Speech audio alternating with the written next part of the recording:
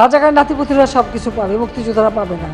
রাজাকারদের ফাঁসি দিয়েছি, এবার তোদেরও ছাড়ব না। গত বছরের 14 জুলাই আন্দোলনকারীদের উদ্দেশ্য করে ঢাবি উপাচার্য মাকসুদ কামালকে এমন কথাই বলেছিলেন শেখ হাসিনা। ইংল্যান্ডে ছাত্র রাজনীতির জন্য মাঠে নামলে গুলি করে মেরে ফেলার প্রসঙ্গও টেনেছিলেন ক্ষমতাচ্যুত প্রধানমন্ত্রী।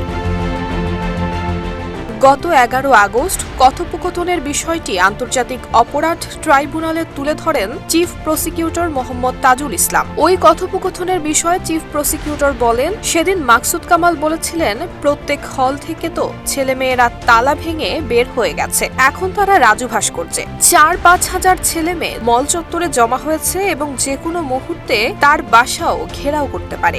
এরপর শেখ হাসিনার উত্তর ছিল, তোমার বাসা প্রোটেকশনের কথা বলে দিস।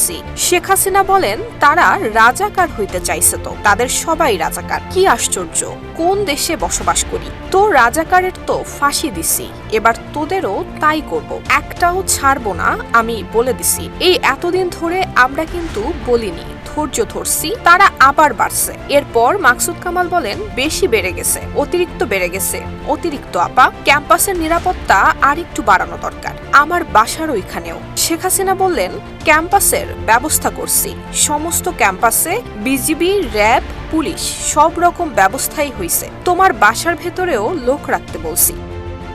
ওয়ালটন এখন দেশের সীমানা পেরিয়ে পৌঁছে গিয়েছে 50টিরও বেশি দেশে।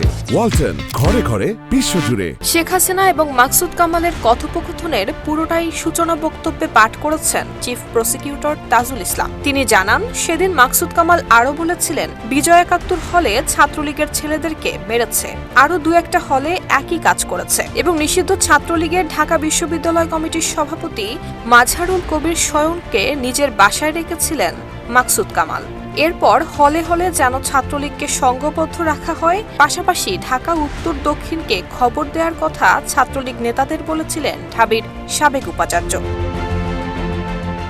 মাকসুদ কামাল বলেন, ঝামেলা মিটে গেলে ধরে ধরে অস্থিরতা সৃষ্টিকারীদের বিশ্ববিদ্যালয় থেকে বহিষ্কার করা হবে। শেখ হাসিনাও সায় দেন এতে।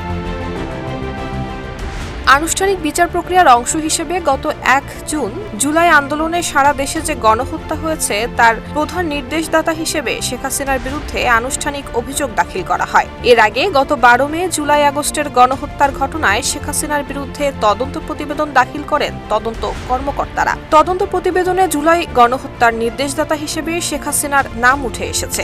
এর আগে গত 18 ফেব্রুয়ারি জুলাই আগস্টের গণহত্যার ঘটনায় শেখ হাসিনার বিরুদ্ধে তদন্ত 20 এপ্রিলের মধ্যে শেষ করতে নির্দেশ দেয় আন্তর্জাতিক অপরাধ ট্রাইব্যুনাল। নুসরাত জাহান মেহেক, ঢাকা পোস্ট।